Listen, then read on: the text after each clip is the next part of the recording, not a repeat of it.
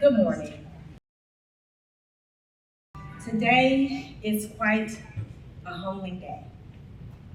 A day where we gather not just out of routine, but out of our responsibility. Our theme is simple but powerful. We remember, we mourn, we act. Because each life lost at work is one too many. Today, we remember. We remember the workers across our state who left for work and did not return home, not because of chance or fate, but because something somewhere failed. Each name you will hear today represents a life, a person with a story, a family, a future that is no more. And for those families, after experiencing such an unimaginable loss, there is an empty chair at the table, a silence that will never quite go away. Today, after we remember, we mourn.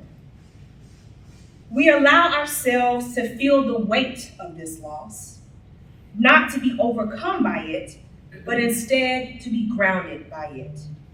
Because in this work, in our work, it is easy to focus on compliance, the numbers, the data. And today reminds us that this work is human, it's personal, and it matters. And so after we mourn, then we act. Because remembrance without action is not enough. Our team carries a unique responsibility.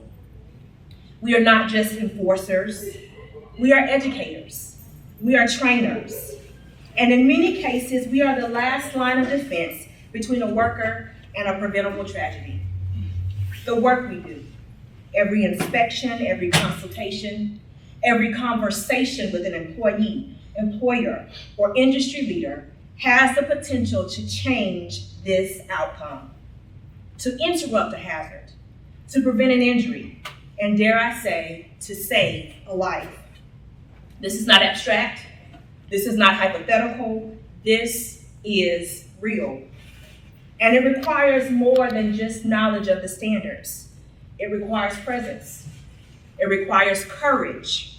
It requires consistency, especially on our hard days, on our long days, on the days that feel some days unbearable. Because the moment we become complacent, the moment this is mundane or routine, is the moment risk can unfold. So today, I challenge us as a team, not just to remember and not just to mourn, but to recommit ourselves to a standard we know is possible, to approach every workplace as if the life on the line belongs to someone we love, to hold the line, even when it's uncomfortable, to lead with compassion and accountability. Because the goal is not just fewer incidents, fewer deaths. The goal is none. Because each life lost at work is one too many. Not every loss we recognize today falls within our direct jurisdiction. However, every one of them reminds us why this work matters and why it must be done well. In just a moment, we will speak their names because the work we do, we don't just measure loss in numbers, we remember it by name. I'll ask the OSHA senior leaders to please join me. We are now the names lost in 2025 for work-related fatalities in the state of South Carolina. Alejandro Latino, 39. Alfredo Luma Jimenez, 57. Angela Montgomery, 52. Anthony Otis Holloman, 53. Cesar Humberto Pena, 40. Chris Abercrombie, 37. Chris Pedraza, 35. Chris Revel, 66. David Mather Whitehead Sr., 58. Dennis Ricks, 30. Devin Mason, 27.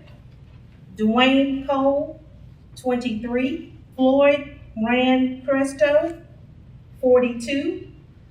George Stoudemire, 55. Gerald Barwick, 43. Gil Hernandez, 34. James Jacobs Jr., 57. Jared Devin Rose, 24. John Kennedy, 63. John Stowers, 58. Juan Castillo Sanchez, 56. Juan De La Cruz Tahu Lopez, 43. Justin Keith Church, 36. Caleb Tilley, 23. Carlister Dunlop, 48. Kevin Emmanuel Romero Aguilar, 22. Kimberly Waters Leon, 52. Lady Cruz Perez, 25. Lester Jerome Goldsmith, 41. Mark Crumpler, 64. Maren Shefton, 64. Nathan Burnett, 26. Nathaniel Ansay, 24. Noel Zaye Sierra, 32. Noel Santiago Fuentes Mencias, 34. Patricia Britt, 61. Paul Golden, 41. Pernell Irwin Wofford, 60. Philip LaRon Boyd Sr., 52. Randy Andrew Ling, 45. Ray Straight, 43. Renee Hernandez, 28. Ricardo Hernandez Espinoza, 46. Russell Leeton, 48. Scott Peters, 44. Stuart Campbell, 35. Tiffany McKenzie, 44. Tyler Fitzgerald, 42. Wendell Scholler, 33. William Charles Burnett, 56. William Whitener, 45. Can we now take a moment of silence for those workers who have fallen?